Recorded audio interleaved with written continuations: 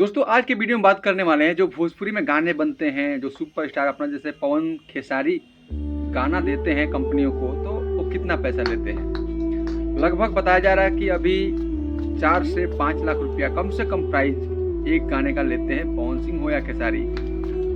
Audio video अगर बना के देंगे, क्वालिटी के ऊपर डिपेंड करता है यार, जितना भी क्वालिटी अच्छा चाहिए वीडियो में तो पैसा ज़्यादा लग सकता है। तो इसी हिसाब से 4 से 5 लाख रुपया कम से कम लेते हैं एक ऑडियो वीडियो का पवन और खेसारी। तो ये बात कर रहे हैं खेसारी लाल यादव और पवन सिंह जो 5 लाख रुपया लेते हैं कंपनी को गाना बेचते हैं, तो क्या कंपनी को फायदा होता है या नहीं होता है। बहुत लोग लॉस में चल रहे हैं ऐसा यूट्यूबर का कहना है, लेकिन कुछ ना कुछ फायदा होता ही होगा तभी तो लोग गाना बेच रहे हैं। अगर गाना नहीं चल रहा है, फायदा नहीं हो रहा है कंपनियों को, तो गाना क्यों लेगी कंपनी।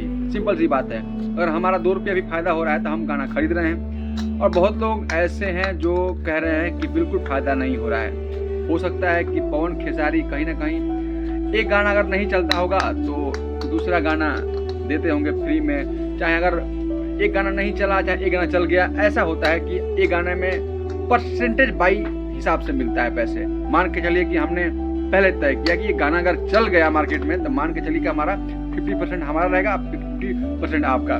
बाकी हमने 5 लाख या 10 लाख में एग्रीमेंट कर लिया गाने का। अगर गाना नहीं चलता है तो जितना 5 लाख प्राइस था उतना तो उनको देना पे करना पड़ेगा जो भी गाना खरीदता है। लेकिन अगर गाना चल गया तो 50% सिंगर का होता है और 50% ओनर का, जिसका चैनल पे गाना चढ़ा हुआ है। समझना पड़ेगा सारा मामला, ऐसा ही होता है। बाकी आप लोग क्या समझते हैं भोजपुरी के बारे में और इन स्टारों के बारे में कमेंट करके बता सकते हैं। दोस्तों मेरा कहने का मतलब यही था कि भोजपुरी में बिना फायदा का तो कोई सौदा नहीं होता होगा। और बहुत लोग कह रहे हैं कि जो चैनल वाले हैं वो बर्बाद हो जा रहे हैं, ये हो रहे हैं। भाई जब बर्बाद हो जा रहे हैं तो उनको गाना नहीं खरीदना चाहिए, लेकिन फिर भी ये गाना खरीदते हैं क्योंकि कुछ ना कुछ तो फायदा होता होगा।